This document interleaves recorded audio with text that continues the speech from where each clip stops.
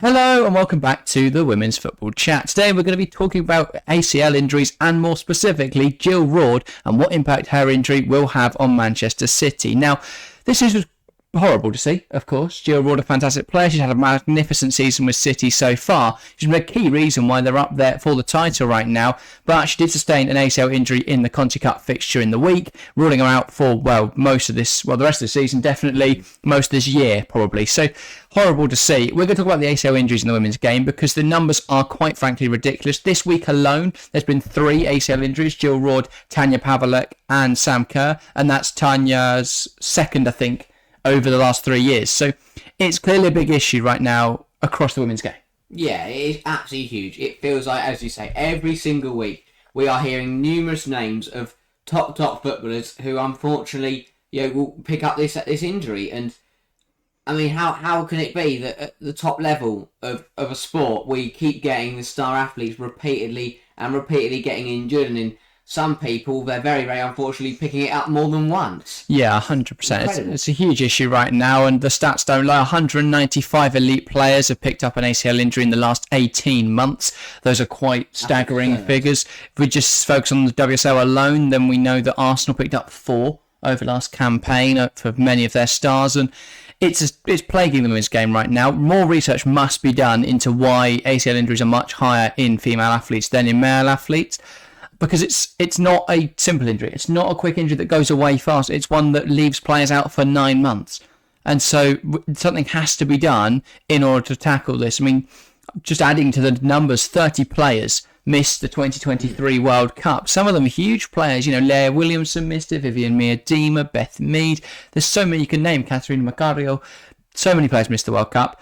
So many players have sustained ACL injuries, and it's a huge problem. Now, obviously, a couple of weeks ago, we were speaking about Sam Kerr's injury for Chelsea and how much of an impact that will have on their push for the title this season, or their retaining of the title. Now, Jill Roord, a huge player for Manchester City, out with an ACL injury. More must be done. We know, obviously, back in December that the UEFA have said they will be funding research into why female athletes do pick up more injuries.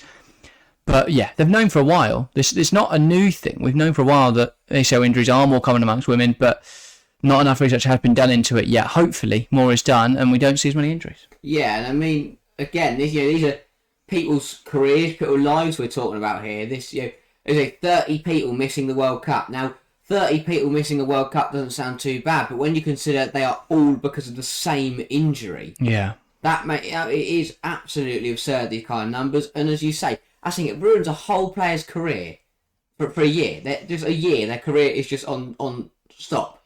They can't do anything. They can't kick a ball. They can't do what they love. So it's about a 9-month return, isn't it, from when it's sustained? Because obviously it's in the knee, the anterior cruciate, ligament. I'm not 100%. I'm not a scientist, so if I say anything wrong, don't attack me. But from what I understand, it's the anterior cruciate ligament is within the knee, and therefore often it requires surgery since it's in quite a sensitive area. It's not something that heals over time, because obviously your knee has to move a lot. Yeah.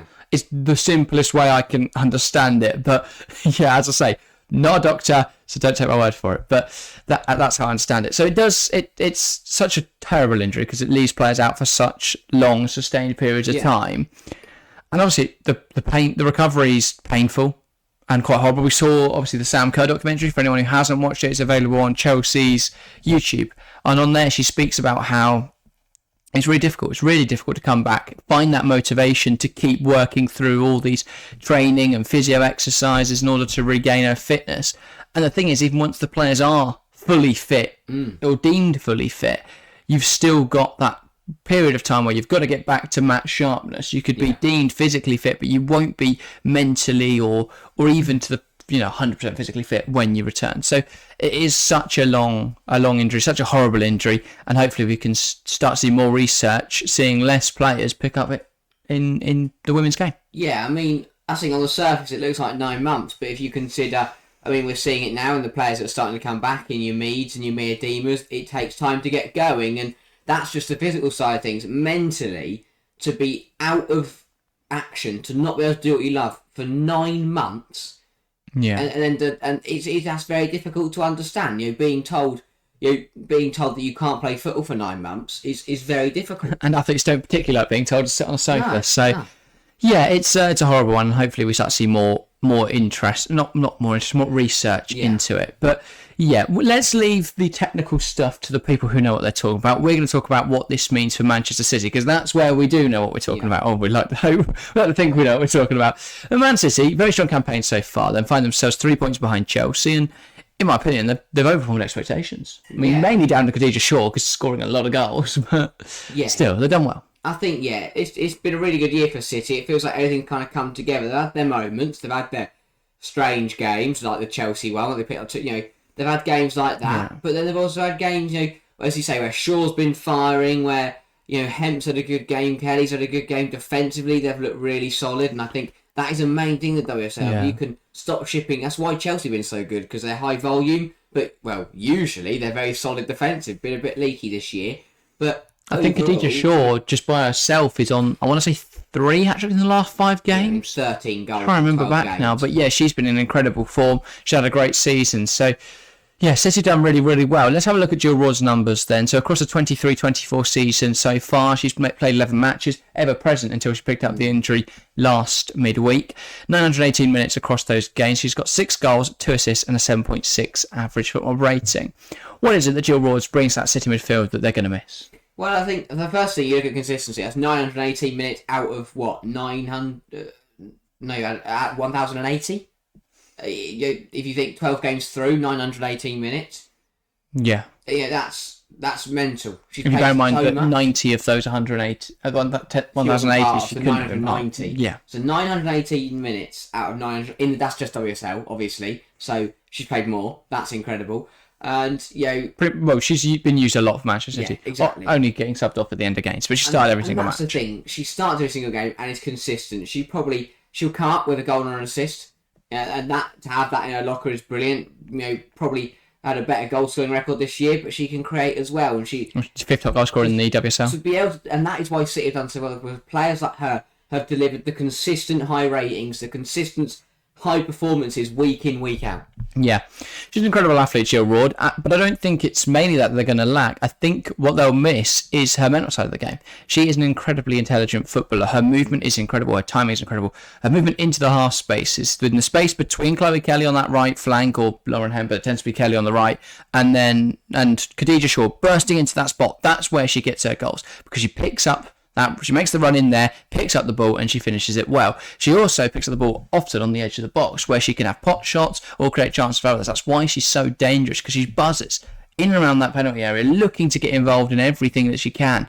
And they don't have another player like that, because there isn't one. There aren't many Jill Roords, and if you want loads of Jill Roords, it's going to cost lots of money, so they can't do that. And actually, now we'd assume them if it was going to have a slightly different makeup to it. Now, Yui Hasegawa, presumably her place is retained in the side. Presumably Philippa Engeldahl starts as well. So in terms of who replaces her, you'd imagine it'd be Laura Coombs starting the majority of minutes. We could see Mary Fowler deployed as an attacking midfielder, which is another option that Graham Taylor could explore.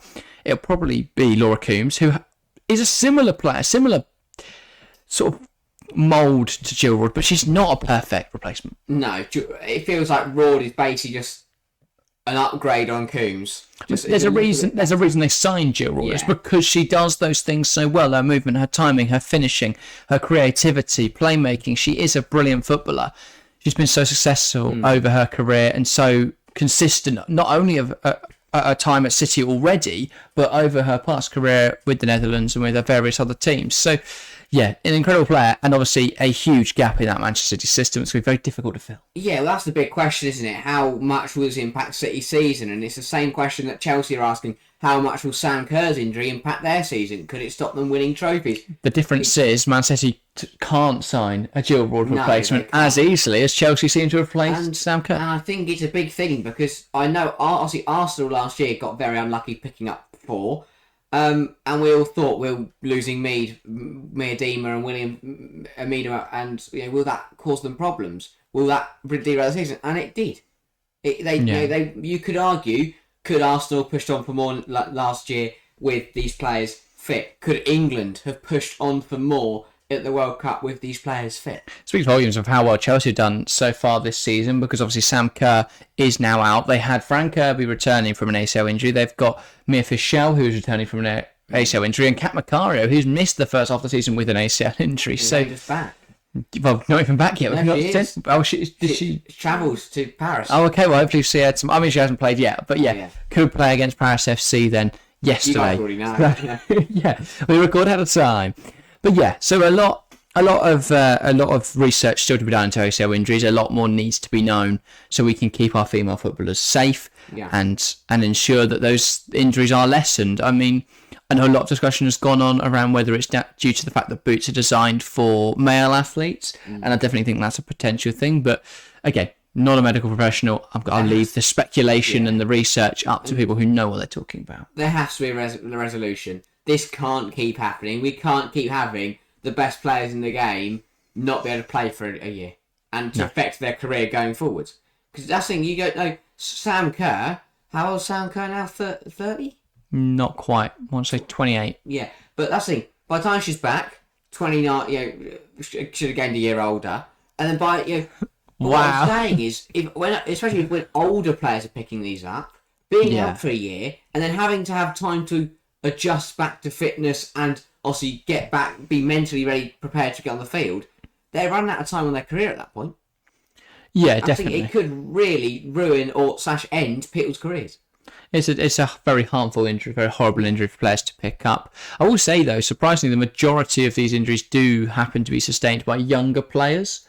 I don't know if there's anything behind that, but I guess that's something that the researchers can consider. But I don't know if there's any researchers watching this. But they've got to do it quickly. Any scientists checking in today. But yeah, there's our thoughts on the injury. Obviously, a lot more needs to be done for ACL injuries in general, and we wish Jill Roord a speedy recovery. She's going to be a big miss of Manchester City. And yeah, both City and Chelsea now missing key assets in their title battle as Arsenal get a few returning. So does that add a bit of spice to this last half of the season? Hopefully so. Hopefully the title race continues to heat up. But that's everything from us today. If you want to keep watching our content, there's going to be a video covering Harry's face right now. So go and check that out. That's everything for us today. Leave your thoughts in the comments below. But thank you guys very, very much for watching. And we'll see you next time. See ya.